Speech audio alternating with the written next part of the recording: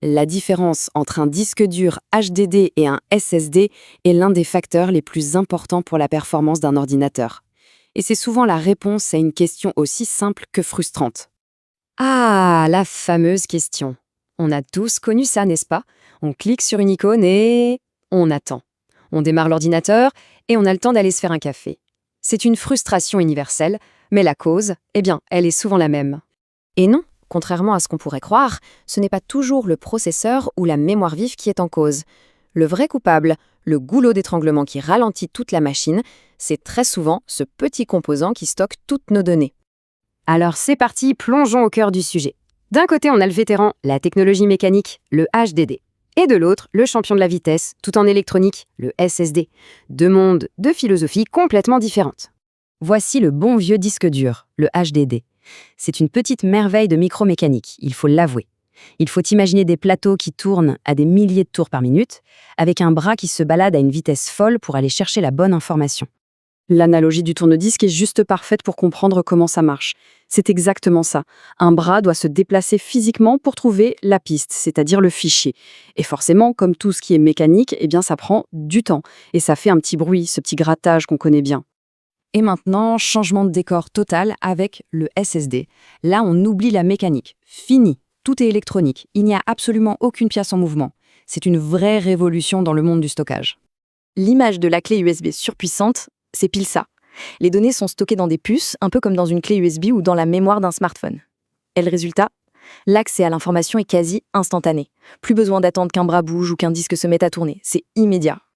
Allez, c'est l'heure du face-à-face. On va les mettre sur le ring. Vitesse, résistance, prix. Qui va l'emporter dans ce duel? On va analyser les points clés pour bien comprendre les forces et les faiblesses de chacun. Et là, attention, le point le plus crucial, c'est la vitesse de démarrage. La différence est juste spectaculaire. On parle de 45 secondes en moyenne pour démarrer avec un HDD, contre à peine 10 secondes avec un SSD. C'est le jour et la nuit, littéralement. C'est la différence entre attendre et être déjà au travail. Mais la vitesse, ce n'est pas le seul critère. Bien sûr, un SSD, c'est complètement silencieux. C'est aussi beaucoup plus résistant au choc. Ça, pour un ordinateur portable qu'on trimballe partout, c'est juste vital. En plus, il consomme moins d'énergie, donc la batterie dure plus longtemps.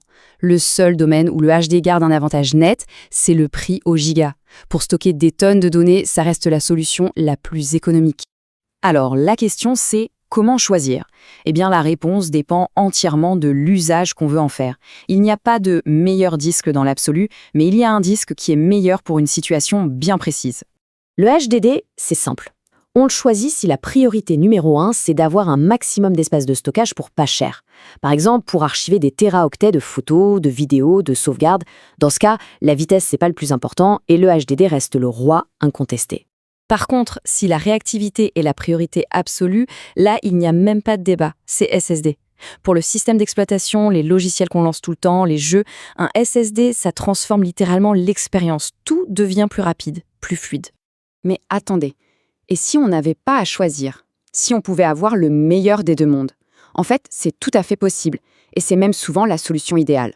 Voilà la stratégie des connaisseurs. Pourquoi faire un compromis? On peut avoir la vitesse fulgurante du SSD pour tout ce qui doit être rapide et en même temps l'immense capacité de stockage du HDD pour tous les restes, vitesse et capacité. Et la configuration est super simple mais incroyablement efficace. D'un côté, on installe le système et les applications sur un SSD, même un petit, pour des démarrages qui filent à la vitesse de l'éclair. Et de l'autre, on utilise un gros HDD qui sert de gigantesque entrepôt pour les données qui n'ont pas besoin d'être accessibles en 1 milliseconde. Au final, on le voit bien, la meilleure solution, c'est souvent cette combinaison. Elle offre l'équilibre parfait, la vitesse du SSD pour la performance au quotidien et la capacité du HDD pour le stockage de masse. Le tout en gardant un budget raisonnable. Maintenant que le secret est révélé, ça change un peu la perspective sur la performance d'un ordinateur, non? Le passage à un SSD pour le système est peut-être la mise à niveau la plus bluffante qu'on puisse faire. La question qui reste est donc, quelle sera la prochaine configuration choisie?